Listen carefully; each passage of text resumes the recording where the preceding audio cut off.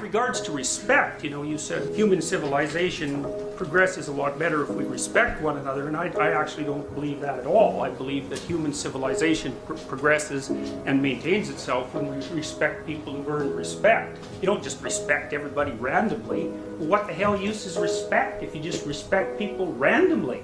It's like inflating the currency, It's like the Simpsons episode where, Bart gets a trophy because it's every child gets a trophy day. All you do is inflate the currency. Respect is actually limited to that category of people who have earned respect in some manner. So whatever you're talking about with regards to, say, common decency between people, it's not respect. And the definitions actually matter. They matter a lot.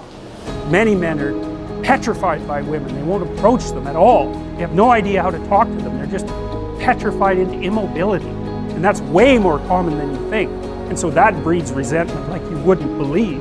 Then that's the problem too. If you're chronically rejected by people, it's often because of your own insufficiencies.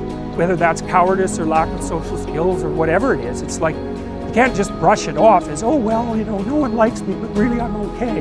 It's like, no, wrong. If everyone rejects you, there's probably something wrong. And it's probably deep and difficult, and it's going to be horrible to fix. And so, this isn't a trivial problem. It's not a trivial problem at all.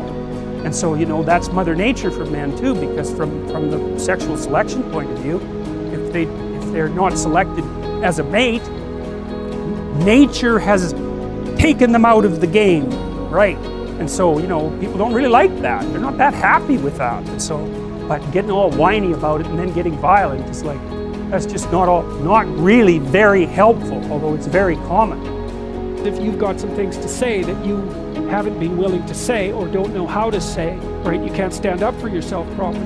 And in order to do that, you have to grow some teeth and be willing to use them. And again, that's something that might violate your morality, because you might say, well, I shouldn't be able to bite people. And the thing is, yes, you should be able to bite people hard. And if you're able to bite them, then generally you don't have to. It isn't obvious that people treat themselves better than they treat other people. I don't think that's obvious at all. But maybe you could start with yourself and think, okay, I'm going to take care of myself as if I have value. What would that look like? And then I'm going to work to extend that courtesy to everyone else. And the other thing I would say is, you have to bargain from a position of authority, let's say, not power. But you don't have authority unless you know what you're talking about and unless you can say no. And you can't say no unless you've set yourself up with alternatives. Now, in order to speak what you might regard as the truth, you have to let go of the outcome. You have to think, all right, I'm going to say what I think, stupid as I am, biased as I am, ignorant as I am. I'm going to state what I think as clearly as I can, and I'm going to live with the consequences no matter what they are. Now, the reason you think that's an element of faith. The idea is that nothing brings a better world into being than the stated truth. Now, you might have to pay a price for that, but that's fine. You're going to pay a price for every bloody thing you do and everything you don't do. You don't get to choose to not pay a price. You get to choose which poison you're going to take. That's it. So if you're going to stand up for something, stand up for your truth. It'll shape you.